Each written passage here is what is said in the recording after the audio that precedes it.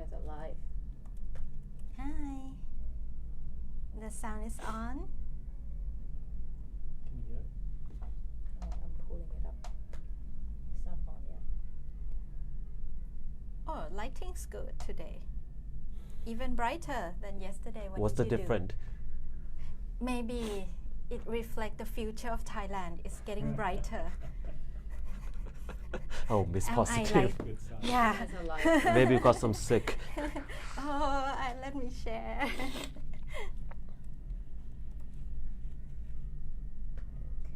you guys are live. First comment already. What they say. First comment is by Kun Bo. Really? I First comment. haven't even Comment shared it. Huh? ไม่ใช่ Not yet, not yet. What did I do?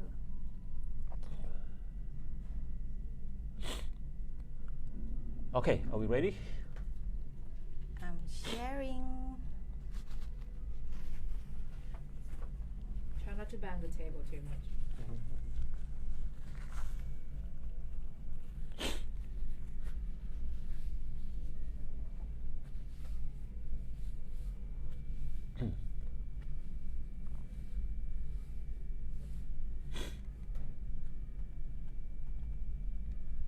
Whenever you guys are ready. Alright, welcome to the second episode of Thisrupt Talk. My name is Voranai Vanijaka and I am with Nuttaa Mahattana for the second day. for the second day in a row, and there will be a third day tomorrow where we will be at the 14 October protest at the Democracy Monument, but we'll talk about that a little bit more later. First off, let me apologize to everyone. During this show, you may see me blowing my nose a little bit. It's not COVID, I have allergy. The weather has been quite unkind to me, but I will try not to sneeze. Let's pray for Voranai. Let's pray for Voranai. First off, the topic of today's episode, the three demands of the pro-democracy protesters and what's going to be happening tomorrow. However, what has happened today at 1 o'clock this afternoon and the development since then until now and still going has been quite interesting. Let's take a look. First, we have this photo. This is Pai Dowdin. Earlier today, he was dragged off by the police. Now, Pai Dowdin, in case you do not know, he's an activist. He was charged and imprisoned in 2016 for the crime of lèse majesté, Article 112. What he did was he shared on Facebook the controversial BBC article about King Rama X. He spent 2 years in prison. He was released to a royal pardon on May 2019, which was last year. And ever since then, he has been very active in the pro-democracy movement. In this second photo, we have Amy Bottoms. Bottom Blues.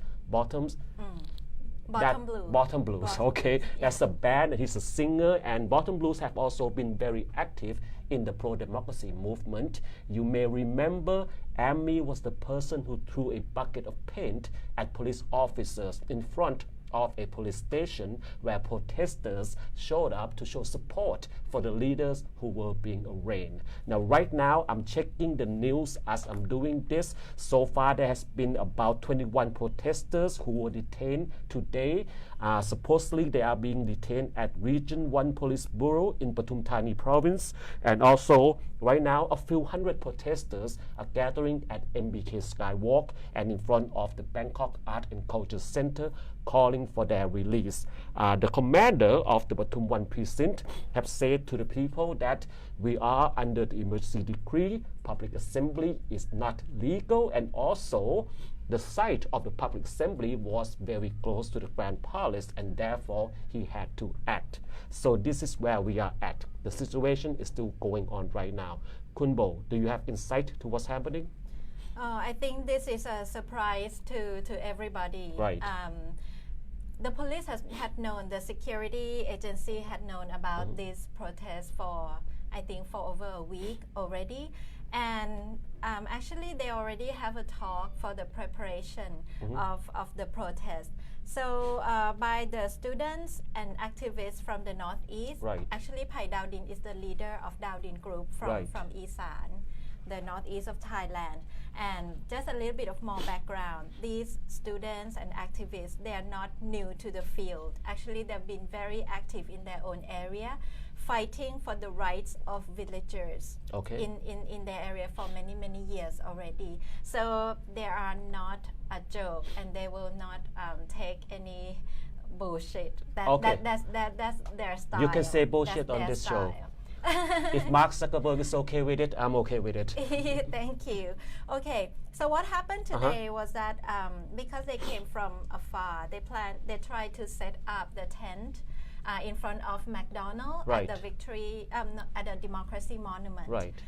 In order to protect them from the sun and rain, and they plan to camp there for tonight, to wait for the assembly tomorrow.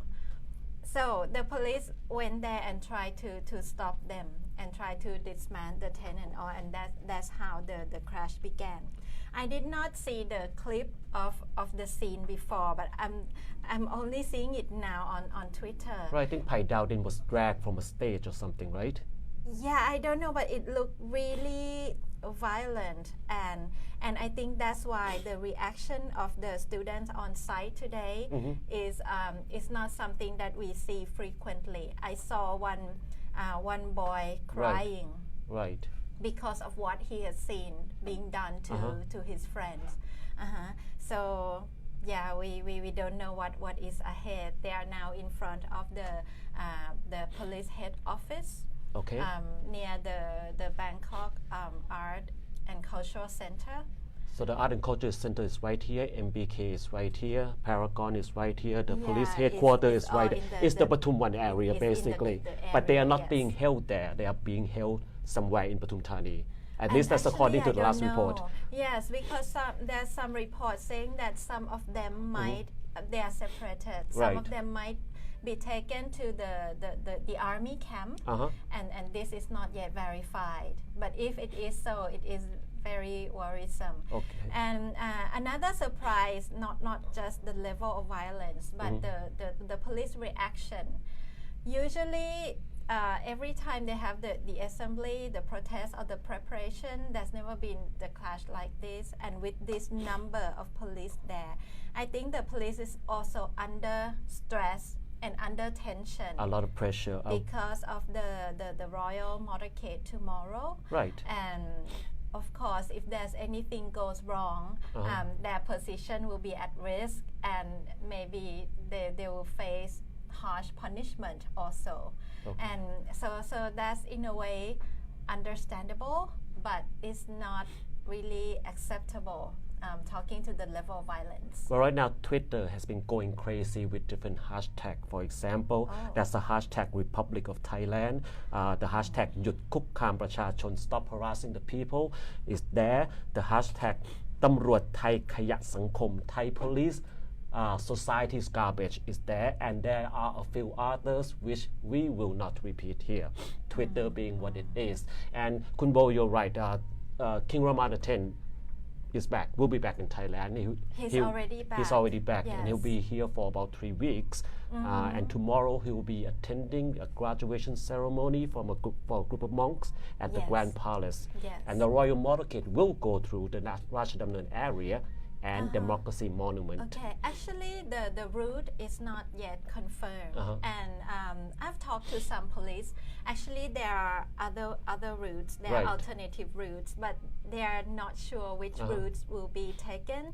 Therefore, they have to prepare every route. Right. And one of which is the Rajadamnern Road, and no matter how you prepare, if there's that number of people there, it's always a risk. So I don't know why the officers, the authority, did not choose the best route, because as the king, as the head of state, he deserved the highest security measure. Right. So the route of Rajadamnern Road should not even be a choice, in my view. And also that's a significant event tomorrow, but today is also the anniversary of the passing of King Rama the Ninth. So those are two things, very significant event going on right now to coincide with the protest tomorrow. So definitely things are sensitive. The authorities, the police are very sensitive to what's going on. That doesn't mean what they are doing is correct. However, we shall have to follow the situation to see how the protest will develop tomorrow. Now, the protesters have planned with the royal motorcade passing through, they have planned to let the royal motorcade through respectfully with due reverence, but also they were talking about raising the three-finger salute as the motorcade would go past. Now the police also have been trying to speak to the protest leaders and ask them not to do that. So this is an interesting question. Should they have the right to do that? Raising the three-finger salute. They have the Even right, you have a problem answering. they have the right to do that. Right. I personally don't agree with doing that. Okay. So that's a personal answer and a legal answer, or at least a democratic answer. Yeah, democratic and legal. Both. Right. It's not illegal to flash out your three fingers, and I do that all the time. Right. And even when I'm the person who do that all the time, why I say no, you should not do that on the protest side, because it will anger too many people. It will make too many people angry, and that is not helpful for the movement in the in the long run. We are talking about the 3 demands soon. Right. We will touch upon that soon. Within those 3 demands, especially the second and the third one, Right. you need buy-in from people, you need support from the Right. society, you need consensus in the end. So raising the three-finger salute at the king will agitate a lot of people. Yeah, yes, and we have to admit, if you do that on site like that, it is not a respectful act. Right. And yeah. So it's a But question. they have the right to do it. So it's a still. question of intent. The intent may be innocent. Support democracy, show the three finger for democracy. That's the intent, but the impact may not be positive. The impact may not be positive. Right. And yeah, we need a certain type of atmosphere. Okay. When we want to move the society forward together. That's how I take it. Now let's move on to tomorrow. Let me try to slide. Here we go. This is the statue of King Rama V, the equestrian statue. The reason we put this photo on is because tomorrow at 9 a.m. Prayut Isara. For those of you who do not know, Prayut Isara is a Buddhist monk. He also was one of the leaders of the People's Democratic Reform Committee, KPPS, that protested against former Prime Minister Yingluck Shinawatra and the Pheu Thai government in 2014, which led to the coup by General Prayut Chan-o-cha. Now, Prayut Isara was known as quite a hardliner, very pro-royalist. He will be having a gathering at the statue 9 o'clock tomorrow morning, and also 10 o'clock. Dr. Rien Thong Nanna, the director of the Mongkut Hospital, will also be having a gathering there at 10 o'clock. Furthermore, at Sanam Luang, or should we say Sanam Rat, Sanam Luang is the royal field, right, in front of the Thammasat University. Is the People's Field. The People's Field. That's the new name given by the protester in their last assembly. It's not official anyway. You cannot find it on Wikipedia, I'm sure. But in any case, Dr. Warong, right, another hardline royalist, will be organizing a gathering there. He asks everybody to wear the yellow shirts, and the gathering's purpose is to welcome the royal motorcade of King Rama X. So all these things are happening along with the protest at the Democracy Monument. With the protest itself, here we are, the Democracy Monument. I have a quote from Anon Nampa, if I can find it. And of course, I can't find it. 1 second. It's in my phone. Yeah, just a little bit adding on to what we just discussed now about the three fingers. Now I've seen it on Twitter. People already did that, putting the three finger up as the royal motorcade passed. It's been done before. Just 1 hour ago, I think there was Oh, really? the motorcade, yeah, to somewhere, and it just passed this area, and the people did that and say release our friends, like free our friends. Okay, so that's an interesting development. Yeah, that is, and for this one, I think it's justifiable because, yeah, the leaders were and students were taken away, and they are really angry at the moment. So when you and plead they to the king, demand you plead to justice. the highest authority in the land, basically.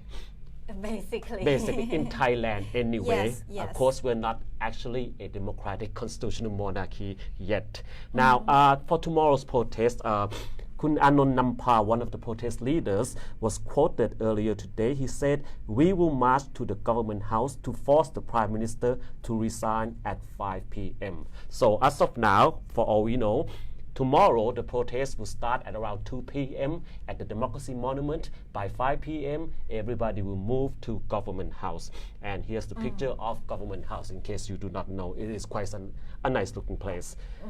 And from there, we move to the 3 demands. And while we're talking about the 3 demands, again, you may comment, you may questions. We'll Oh yes, please let us know about right. what you think of this afternoon development. Actually, many media already said that the protest actually already started. Exactly. The march has gone on, and yeah, it will be just the continuation of today. Okay. The starting point will not be 2 p.m. tomorrow anymore, I think. And if you joined us late and did not hear my apologies earlier, you may have noticed I'm wiping my nose all the time. It is not COVID. I have allergy. The weather has not Don't been worry. kind. But yet I'm still here with runny nose, and the only one who is annoyed by it is Kunbo, obviously, because she's sitting next to me. Poor you. Now I'm let's move fine. on. Yeah. The 3 demands of the protesters. The first one, remove the Prayut Chan-o-cha government. Get rid of Rabob Prayut. Now, this was not part of the earlier demand. What happened? I think this demand is new because there are so many people demanding the protesters to demand this demand. Why? Why? I mean, personally, I thought their original demand was correct. It is not about any one person. It is about a system. You change a system, then you change the way things operate. You change a person, and the system is the same, then you're perpetuating the same system over and over, and that's the problem for the past many decades. So why are people saying that, let's just point at Prayut? Prayut is not the disease. He's a symptom of the disease. What do you think? I think it's a strategic move. Okay. Because it's very difficult when you communicate about constitution amendment, Right. these complex issues. When you communicate about the monarchy reform, it's a long-term issues. Right. But when you say, Prayut get out, it's very easy and very simple for people to be involved. And it's quite natural that when we have a government for a certain period of time, there will be problems piling up to the point that people feel like we need to change the government. So the government get out is, I think, a very common words used in any protest. So it's almost like a must-have. It's human nature, isn't it? We love stories. We love Hollywood movies. There must be the forces of good and evil, and good has to have a face and a name, and evil has to have a face and a name, right? So for the protesters, let's put this face and this name as the ultimate enemy, Prayut Chan-o-cha, for example. Yeah, and to them and their supporters, there are a lot of reasons to Right. justify it, and the obvious ones are the economic relevant problem. Okay. How this government deal with COVID situation has brought a lot of suffers economically and socially, Right. and I think it's quite easy to bring up this issue, this demand. And one of the recurring theme of Thai history is the coup d'etats, of which we have, if I remember correctly, about 21 attempted coup d'etats in Thailand. Attempted, some were successful, some were not. But overall, there were about 21 since the 1932 revolution that transferred the kingdom from absolute monarchy to constitutional monarchy. Now, if you do a quick math, 21, it's been what, 86 years? That's once every 4 or 5 years, 88 years, right? That's true. I think that's like the Olympics or the World Cups. It just, you know, it just. Yeah, I think we did exactly. break the world record. And General Prayut was, of course, the last person who conducted a coup that ousted the Pheu Thai government. That even put more weight on the reason why right. Yeah, people want him to get out because he's not coming. He did not come from the right route. Right. Not a democratically elected prime minister. If we track back to what he's done after the coup, the protesters would say that you design your own rules. You draft your own constitution.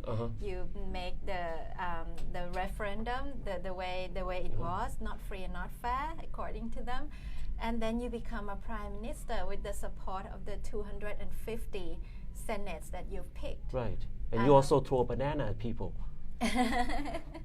and also, I mean, if you don't like banana, yes, that's another reason. Well. Along with the theme of coup d'etat, there is a way to do a coup in Thailand. It's sort of a gentlemanly agreement, right? A general conduct a coup. We would have an interim government for 1 year, and then we would have a general election. That's what we call a gentlemanly thing to do. Maybe not democratic, but gentlemanly thing to do. However, General Prayut stay on for nearly 5 years, and then we had the election, which was the result of a constitution that he appointed 250 of his friends and brothers and classmates and chauffeur, not chauffeur, right? His own people to elect him. So the protesters see him as the problem. And on top of that, those 250 senates can be the obstacle for constitution amendment. Right. So getting rid of Prayut could mean that the 250 senates will have no heads to order them around anymore. And also, I think just as important, if not more, for the protest to be successful at any level, the government need to have someone in charge who is willing to listen, willing to speak to, willing to compromise some way, somehow, willing to sit across the table and talk. Now, Prime Minister Prayut has shown no sign of willingness to listen, even though every time he gives a speech to the reporters, he said, I listen to all the kids, I care about everybody. But thus far, there has been no communication, and therefore, perhaps it's a strategy, remove him, get somebody else in charge, somebody who is willing to talk, somebody who is willing to listen, and thereby, there might be a way out, because right now we are simply stuck. But just to add on to that, I was reading the news, not today, but yesterday. We talk about the enemy having to have a face and a name, right? The other side also has an enemy, public enemy number one, Thanathorn Jingrungrungkit. On Monday, a group of royalists or pro-government supporters went in front of the Thai Summit building, which is owned by his family, and protested, yelling for him to get out of the country if he doesn't like it here, and if he continues to agitate to divide the country, he should get out of the country. Why do we like to tell people to get out of the country?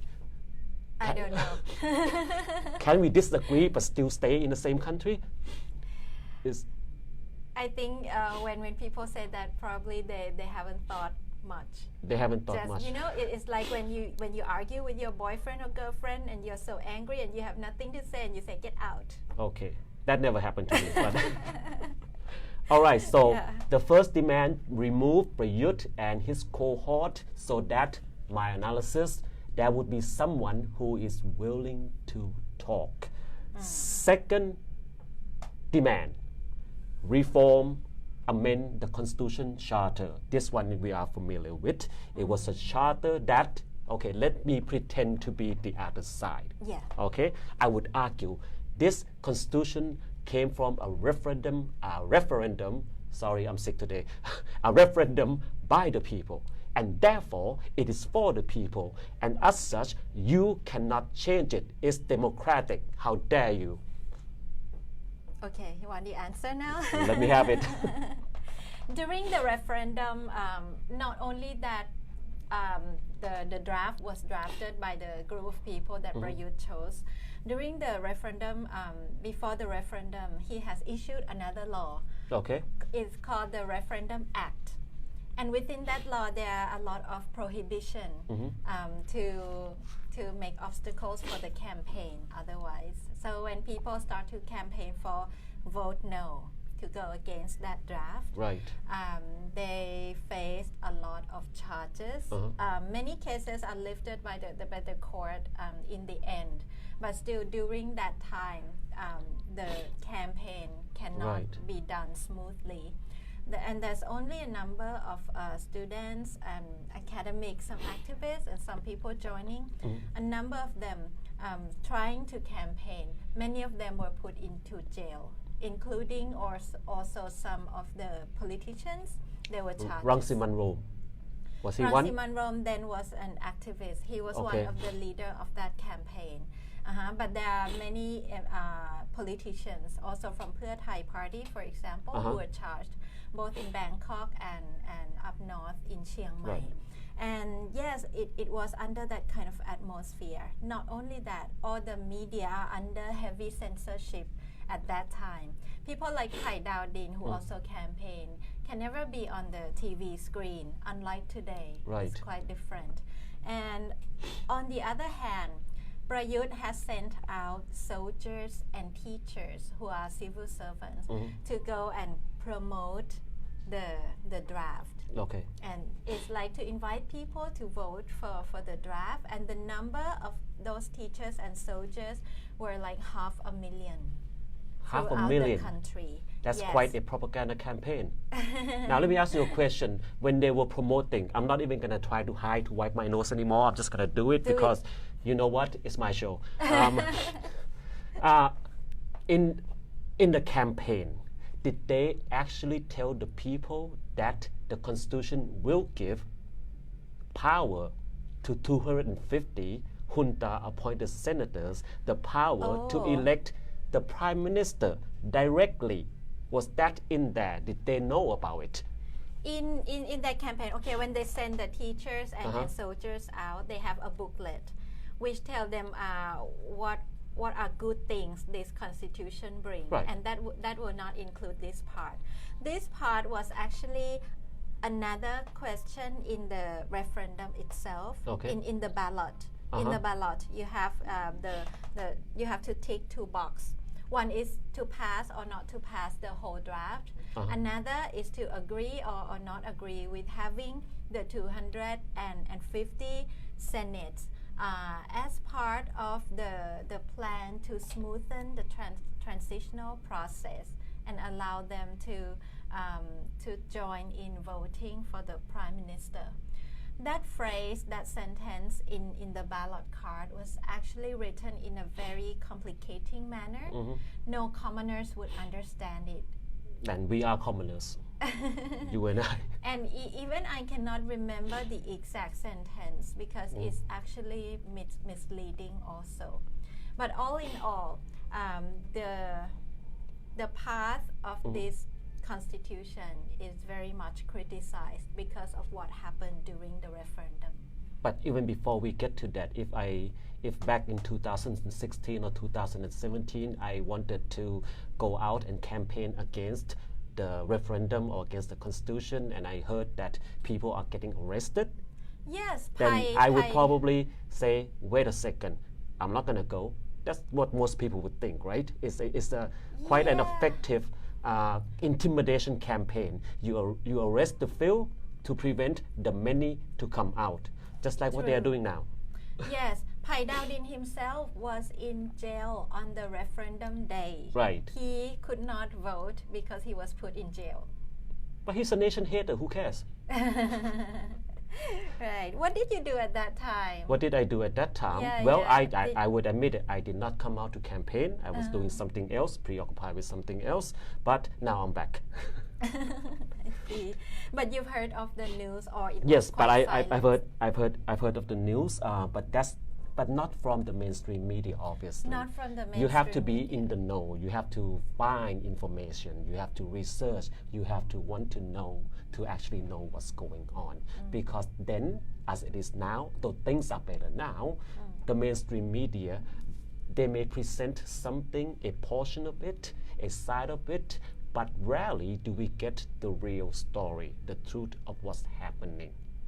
And that's because everybody is afraid of the power of the Prime Minister. Yeah.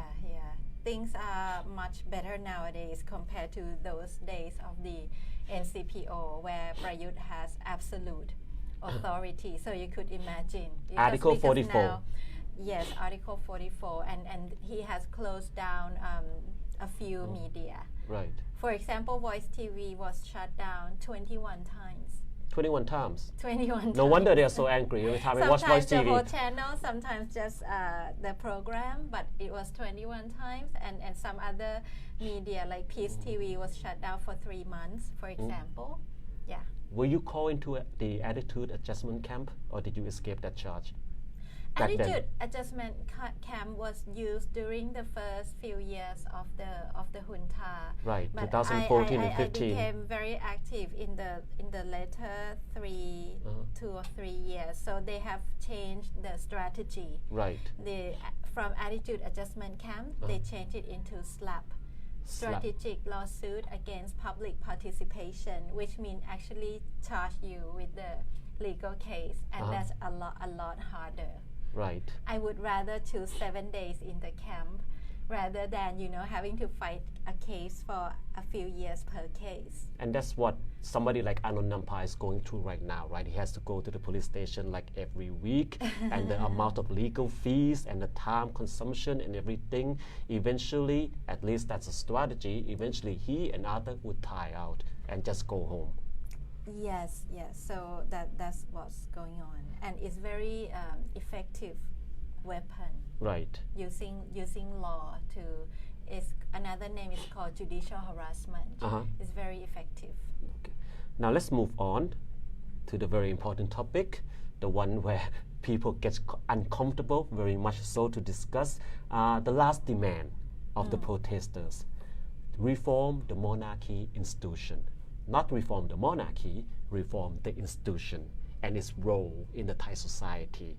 Now, a lot of us Thais, especially people of the older age, like me, for example, people in their 40s or 50s, we get very uncomfortable when the word monarchy is mentioned. And a lot of people I talk to, they sympathize with the protesters.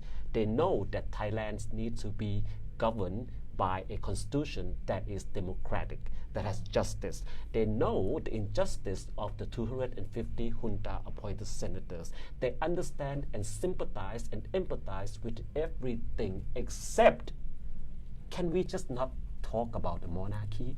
Do we have to mention the word the monarchy? It's too uncomfortable. It's too uncomfortable. And that's the Thai mindset, the Thai psyche, at least of people my generation and up. So why is it that the student or the protesters, they're not all students, still insist on having this demand? They see the interference from the monarchy, right, as the core problem of the politics in Thailand. Right. So the alleged interference. To put it in the concrete manner, the coups. Every coup, every success coup needs endorsement from the monarchy. That is just a simple fact. And they think with that kind of hidden power, right, is the obstacle to the democracy development in Thailand. And this is the most simple way to state it. And that's one of the demands by the Thammasat student about the coup d'etat and the royal endorsement, right? That will legitimize what would otherwise be democratically an illegal act. So that's one example. This is just the fact. You may agree with it, you may not agree with it. Everybody have their own personal opinion, but this is just the fact that has been happening. What about you yourself? What would you like to see? Are you comfortable with the monarchy being a part of the demand, the reform? I think that the reform has to happen, and it could be part of the demand, but it should not overshadow everything else. Because after all, this is a long-term work. Right. Yeah. To reform anything, not only the monarchy, and yesterday we talked about education reform. Right. It takes time, and it takes a lot of effort, and it takes a lot of understanding from the society. So it has to be handled with care. I used to write the article a few days ago. I think there are 4 major factors to make any reform possible. First thing is you have to communicate well to the society, to the nation when it is in this scale. What do I mean by communicate well? Make them understand that what the reform is about, why do you need it, and how would you move it forward. And this communication is very important, and I think it is quite tricky, because if you communicate it in the way that make people feel like they want to oppose you, they are your opposition, then it will be very difficult. But if you could communicate it in the friendly manner, in the way that bring about the understanding and at the end consensus, then it is possible. And this is only the first factor. The second factor is that you have to bring in the group of people who has the role around the reform. Because if you don't have their buy-in, they could be the obstacle. But if you have them, they will be your supporter. And this group of people may be the MP, political party, academics, the media. You have to have that another level of understanding with them. The third is to apply mechanism that you need for the reform to take place. For example, monarchy reform. In order to do that, you have to amend a few laws. Yes. Yeah, to amend a few laws, you can have two approach. One is to work with the MP, because 20 MPs can propose a new law. Another way is to gather names for law proposal, and you need 10,000 names for that. There's an act for that. And then you can submit it to the parliament. So you have to plan to apply this mechanism. And the fourth one is in the long term. After you already has the change in place, then monitor, review, and continuous development from there. My question is whether the protesters thinking about this. Well, if I may play the devil's advocate, which I love to do, by the way. We always talk about how to communicate the correct way. Compromise, be nice, be courteous, so on and so forth. Find a middle ground. Isn't that part of the problem that Thailand has been having? Not actually pushing the envelope, not actually go for broke, but rather trying to compromise, and then nothing happened. Now, obviously these protesters, they are from a younger generation. They don't have the attachment, they don't have the indoctrination, shall I say, that people my generation had. So they feel detached, right? That doesn't mean they are disrespectful, it just means they are detached, and they are more practical in the going-ons of the reality of the world.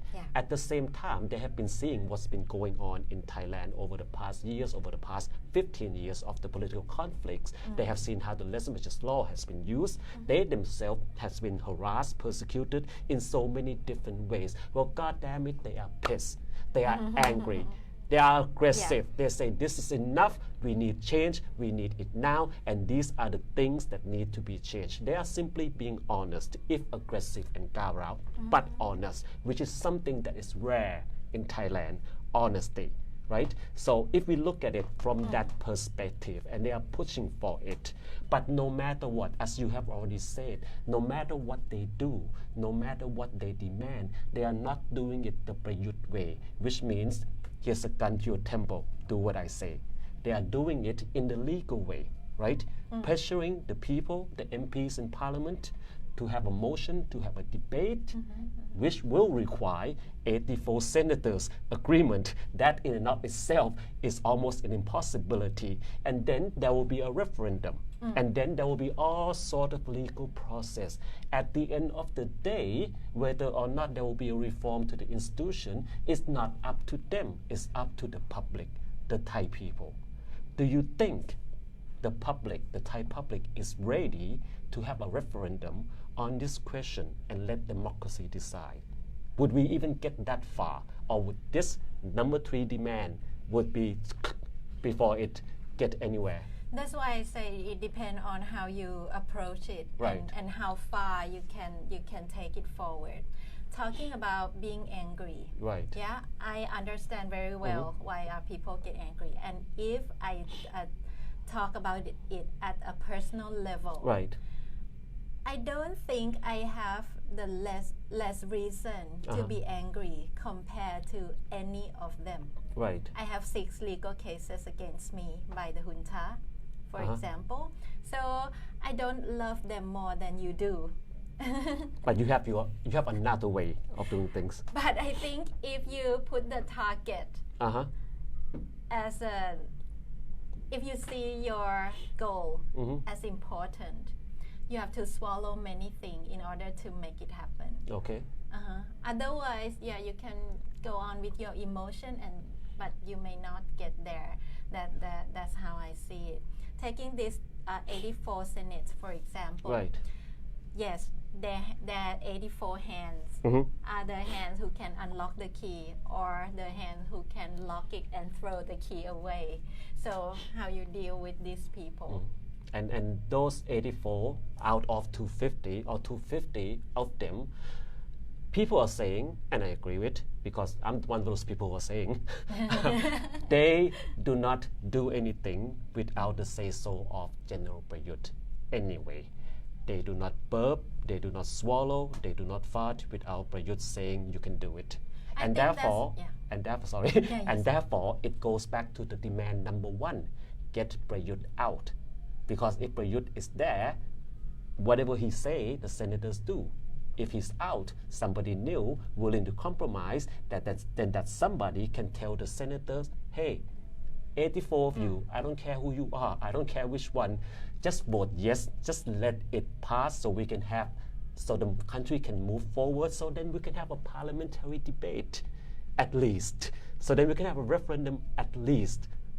I agree that Prayut has to go out for many reasons.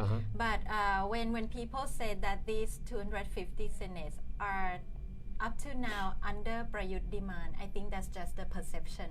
Oh, really? Because Tell me. they are actually under Prayut demand on the day they have to vote for Prayut for the first time.